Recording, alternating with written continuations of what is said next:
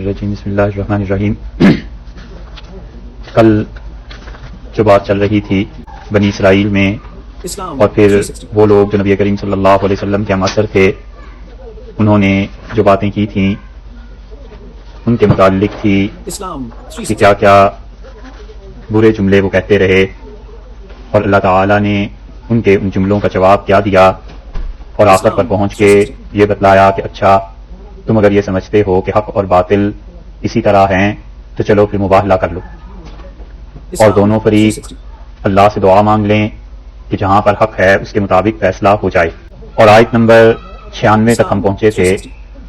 اب اس کے بعد 3 شبہات تھے جو اللہ کی توحید میں، خدا کی وحدانیت میں ان کافروں نے رسول اللہ صلی اللہ علیہ وسلم پر کیے تھے۔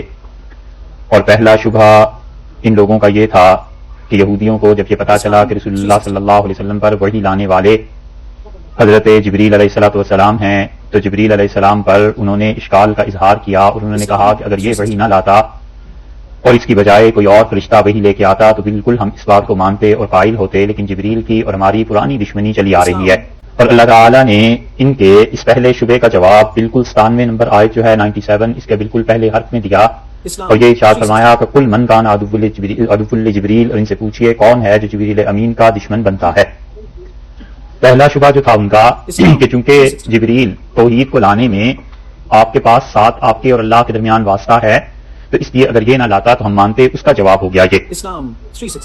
دوسرا شبہ ان کا یہ تھا، اب اللہ تعالیٰ نے بلکہ یہ دیکھیے کہ ان کے اس شبہ کی تردید کرنا شروع کی، اور اللہ تعالیٰ نے مختلف جوابات اس کے دیے ہیں اور یہ بتلایا ہے کہ ان کا شبہ کوئی چیز نہیں ہے، اور تردید کی پہلی وجہ یہ بیان کی کہ فَإِنَّهُ نَزَّلَهُ عَلَى قَلْبِكَ، یہ جو فَإِنَّهُ ہے یہ حقیقت میں اس شبہ کا پہلا جواب ہے۔ اس کے بعد اللہ تعالیٰ نے یہ جو دوسری وجہ ہے یہاں پہ مصدقا لما بین یدیہ، اس سے اس شبہ کا دوسرا جواب دیا، جیسے کہ پہلے بھی آپ پڑھ چکے ہیں کہ وہ بات ایک کرتے ہیں اور اللہ اس کے 2 3 3 5 5 جوابات دیتے ہیں، تو شبہ انہوں نے ایک ظاہر کیا اور اللہ تعالیٰ نے اس شبہ کا جواب دینا شروع کیا ہے، اور یہ پھر مصدقا لما بین یدیہ جو ہے یہ دوسری وجہ اس کی بیان کر دی۔ تیسرا جواب دیا ہے وہدن، اور چوتھا جواب اس کے بعد دیا ہے وبشریٰ للمؤمنین، اور پھر من کان عدوا للہ، یہ جو ہے پانچواں جواب اللہ تعالیٰ نے انہیں دیا ہے، اور یہ بتایا ہے کہ تم جو اللہ کے فرشتوں سے عداوت اور دشمنی اختیار کر رہے ہو یہ کوئی چھوٹی سی چیز نہیں ہے، بلکہ تمہیں یہ بہت مہنگی پڑے گی اور یہ کفر ہے۔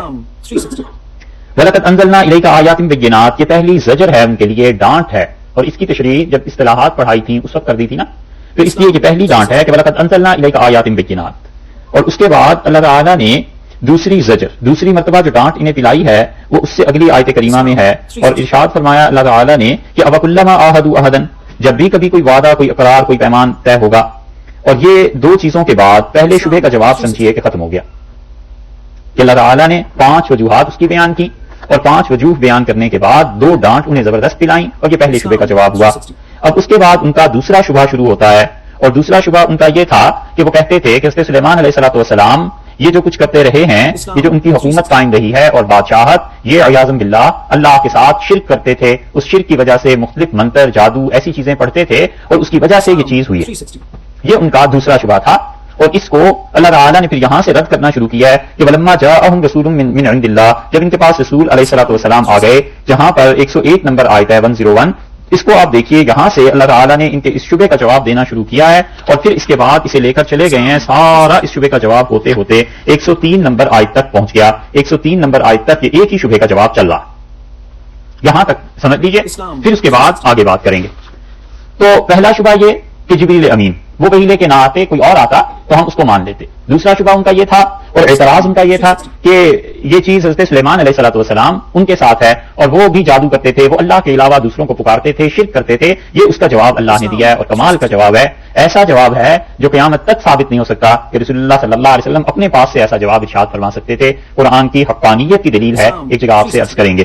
اور تیسرا شبہ ان کا یہ تھا کہ اگر اللہ کے علاوہ اوروں کی عبادت ناجائز تھی تو کیوں اللہ تعالیٰ نے ہاروت اور ماروت دو فرشتوں کو دنیا میں بھیجا اور وہ دونوں بھی کیا کرتے تھے؟ یہ شرک سکھاتے تھے اور لوگوں کو تعلیم دیتے تھے اس چیز کی. تو یہ شرک سکھاتے تھے. ظاہر ہے کہ اللہ کے علاوہ جادو سکھاتے تھے تو اللہ کے علاوہ غیر کو پکارنا شرک اس میں شامل تھا. تو یہ فرشتے شرک کی تعلیم دینے کیوں آئے تھے؟ اس کا مطلب ہے کہ شرک کرنا جسے تم مسلمان شرک کہتے ہو یہ اللہ کے ساتھ جائز ہے، درست ہے، کوئی حرج نہیں ہے. یہ تین شبہات تھے اور تینوں کا جواب اللہ تعالیٰ نے اس پورے رکوع میں دیا ہے. جبریل امین سے بات شروع کی ہے اور حضرت سلیمان علیہ الصلوۃ والسلام کا تذکرہ اسی نسبت سے اسی جگہ سے آیا.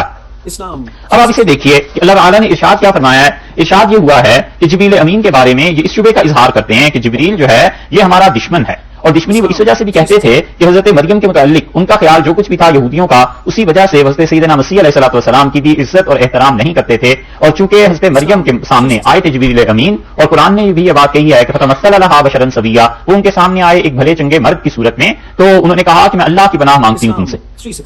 اس وجہ سے یہودی یہ سمجھتے تھے، پتہ انہیں بھی تھا لیکن دل میں شرارت بھری ہوئی تھی نا، تو اس شرارت کی وجہ سے خام خواہ کے اعتراضات کرتے تھے. تو اس وجہ سے بھی، اور پھر رسول اللہ صلی اللہ علیہ وسلم پر جب وہی جبریل امین کے ذریعے آنے لگی تو اس حسد میں اور اضافہ ہو گیا کہ یہ تو ہمارے لیے بہت ہی بڑے دشمن ہو گئے ہیں. اللہ نے فرمایا ہے قل، آپ ارشاد فرمائیے، یہ پہلے شبے کا جواب دیا جا رہا ہے. من، جو کوئی بھی، پہلے شبے کا یہ جواب دیا جا رہا ہے کہ من، جو کوئی بھی.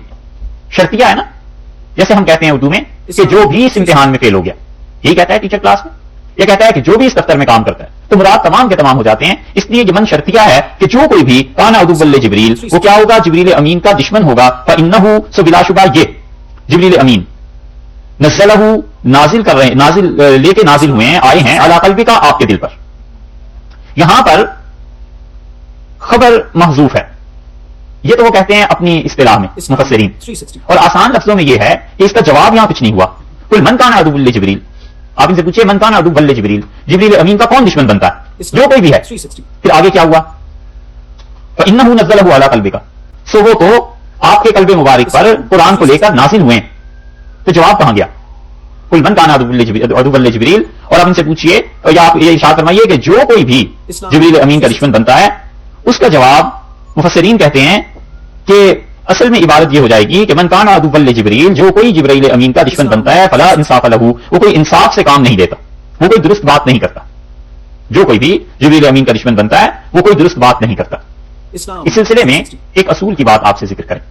قرآن پاک میں جہاں کہیں بھی ایسے الفاظ آ جاتے ہیں، کل بھی متعدد مثالیں ہم نے آپ کو دی تھی کہ یہاں پر آگے فکرہ کیا بنے گا، تو مفسرین اس کو لکھتے ہیں. اور یہ ایسی چیز ہے جو ہر زمانے میں لوگوں کے ذہن میں آتی رہتی ہے کہ اچھا اس کا مطلب یہاں پر یہ بنے گا.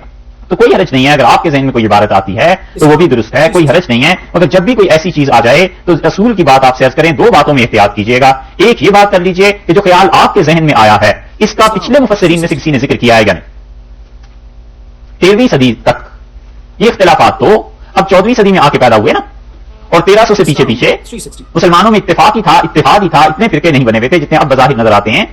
تو کیا ان صدیوں میں جو چیز میرے ذہن میں آ رہی ہے، کیا پچھلوں میں سے کوئی اس کا قائل ہوا تھا یا نہیں ہوا؟ جب آپ کو اپنی اس بات کی تائید مل جائے تو یہ ایک بڑا مرحلہ طے ہو گیا اصول کی ایک بات یہ. اور دوسری اس کے بعد جو بات ہے وہ یہ ہے کہ یہ بھی غور کر لیجئے گا کہ کہیں جس مفسر کو آپ کوٹ کر رہے ہیں، جس کا حوالہ آپ دے رہے ہیں، جس کی طرف آپ نے رجوع کیا ہے اور آپ کو اصل اس کی مل گئی ہے، اس کی مفردات میں سے تو نہیں ہے، اس کے تفردات میں سے تو نہیں. تفردات کا مطلب یہ ہے کہ یہ بالعموم لوگوں کے ساتھ ہے. جب ان کا علم بڑھ جاتا ہے، بہت زیادہ ہو جاتا ہے، تو کوئی نہ کوئی نئی بات ایک آدمی کہہ دیتا ہے، اور باقی جو امت میں اس کے معاصرین یا اس کے فوراً بعد آنے والے وہ کہتے ہیں کہ ان کا علم اپنی جگہ پہ مسلم، لیکن یہ جو بات انہوں نے کہی ہے یہ بات درست نہیں. اس کو کہتے ہیں تفردات. فرد کہتے ہیں نا اکیلے کو، ایک آدمی کو. تفردات کا مطلب کہ وہ اس رائے میں اکیلا ہے تو اس کے اپنے تفردات میں سے نہ ہو. اس سے بھی پچھلے مفسرین کو دیکھ لیں. مثلا آپ نے 10ویں صدی کے ایک مفسر کو دیکھا اور یہ خیال آپ کے ذہن میں تھا کہ یہاں پر یہ بات ہوگی.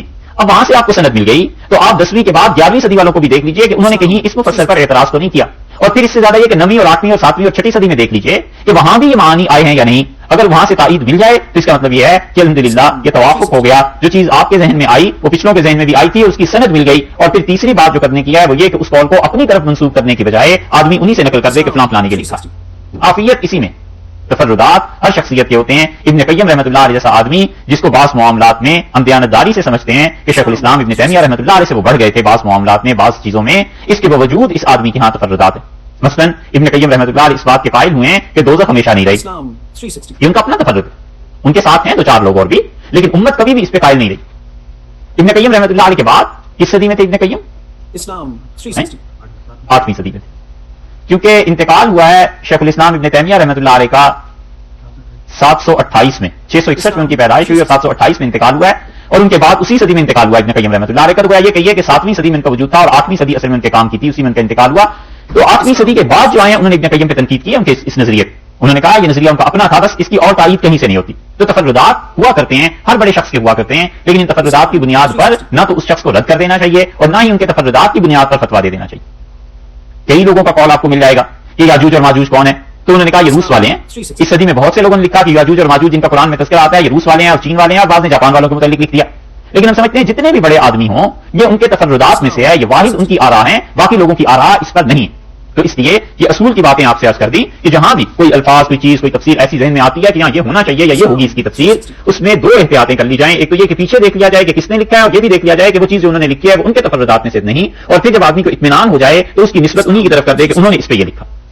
اللہ کے درمیان اور اپنے درمیان کچھ لوگوں کو رہنا چاہیے تاکہ آپ جانتے ہیں جو اس کے بعد تو ارشاد فرمایا اللہ تعالیٰ نے قل من کان عدوا لجبریل، ان سے پوچھیے کون ہے جو جبریل امین کا دشمن ہے، ایک ترجمہ، اور ایک یہ کہ من کان عدوا لجبریل، جو کوئی بھی جبریل امین کا دشمن ہے وہ اس سے دشمنی کیسے اختیار کر سکتا ہے، فلا انصاف لہ، وہ کوئی صحیح بات نہیں کرتا، فانہ بلا شک و شبہ، اس کو وہ کی ضمیر کی طرف لوٹی جبریل امین کی طرف، فانہ سو بلا شک و شبہ وہ اس کو نزل، اس کو یا اس نے نزلہ نازل کیا ہے، اس نے نازل کیا ہے جبریل امین نے، کیا چیز نازل کیا ہے وہ اس قرآن پاک کو علی قلبی کا، آپ کے دل پر، یہاں اللہ تعالیٰ مراد نہیں لیے جا سکتے، وجہ اس کی یہ ہے کہ جبریل امین کا تذکرہ چل رہا ہے نا، تو وہ کی ضمیر پہلی جبریل امین کی طرف لوٹی اور دوسری نزلہ القرآن، کہ جبریل امین اس قرآن کو لے کر نازل ہوئے علی قلبی کا، آپ کے قلب پر، باذن اللہ، اللہ کی اجازت سے یا اللہ کے حکم سے۔ اذن جو ہے دونوں معنی میں عربی میں آتا ہے، حکم کے معنی میں بھی اور اس کے ساتھ ساتھ اذن کے معنی میں بھی۔ تو یہ پہلا جواب دیا ہے کہ تم جو جبریل امین کے دشمن بن رہے ہو اور تم کہتے ہو کہ کوئی اور آتا تو وہ آ کیسے سکتا تھا، وہ تو جو رسول اللہ صلی اللہ علیہ وسلم سے ارشاد فرمایا جا رہا ہے کہ آپ کے قلب پر بھی جو نازل ہوا ہے باذن اللہ، یہ اللہ کا حکم تھا، اس وجہ سے وہ نازل ہوا،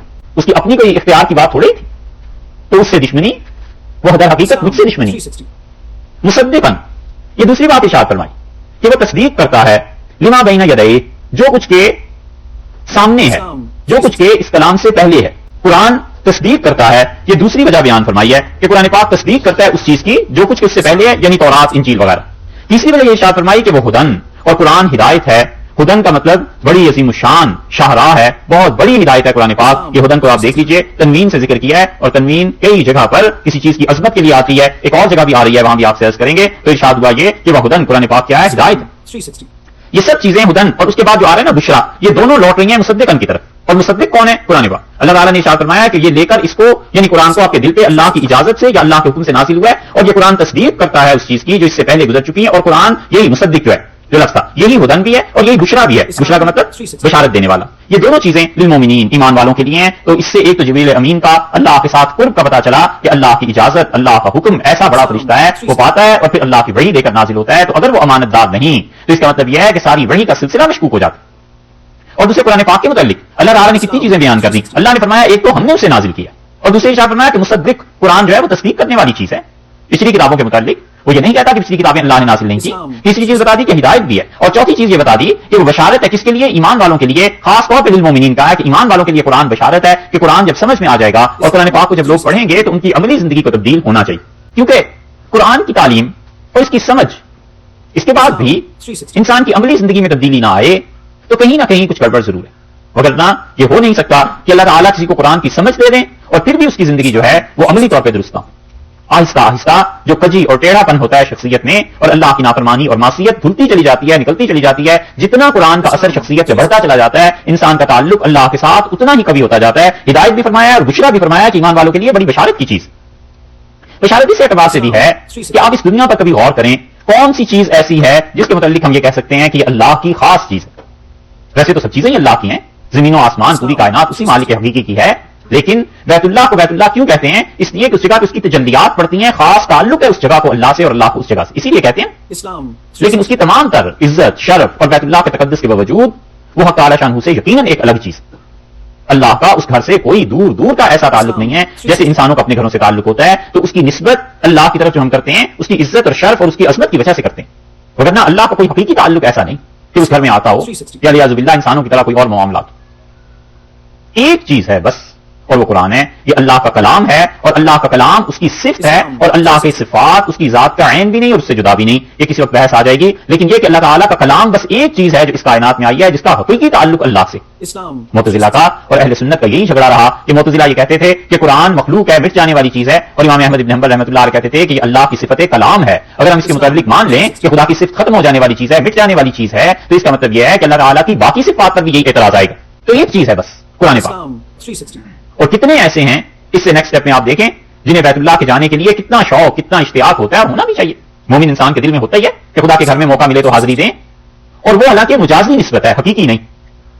سمجھے آپ تمہاری بات کہ اللہ کا گھر حقیقت میں نہیں، اس گھر کی شرف اور عزت کے لیے ہم کہتے ہیں نا خدا کا گھر ہے، حقیقت تو اللہ ہر جگہ ہے، اس کے شرف کے لیے کہتے ہیں، لیکن اس کے لیے ہم کتنے اشتیاق دل میں ہوتا ہے. اور یہ جو حقیقی خدا کی صفت ہر گھر میں موجود ہے، اس کی طرف سے کتنی غفلت ہوتی. سمجھے آپ کہ جس گھر کی عزت اور عظمت ایک نسبت ہے، بس اس کے لیے کتنا شوق ہوتا ہے کہ جائیں، دیکھیں، حج ہو، عمرہ ہو، طواف ہو. حتیٰ کہ جو وہاں رہ چکے ہوتے ہیں، برس برس گزارے ہوئے ہوتے ہیں، اور حج اور عمرہ اور طواف کی سعادتیں اللہ نے ان کے مقدر میں کی ہوتی ہیں، اور ہر طرح سے نیکی اور خوبی کما کر آئے ہوئے ہوتے ہیں.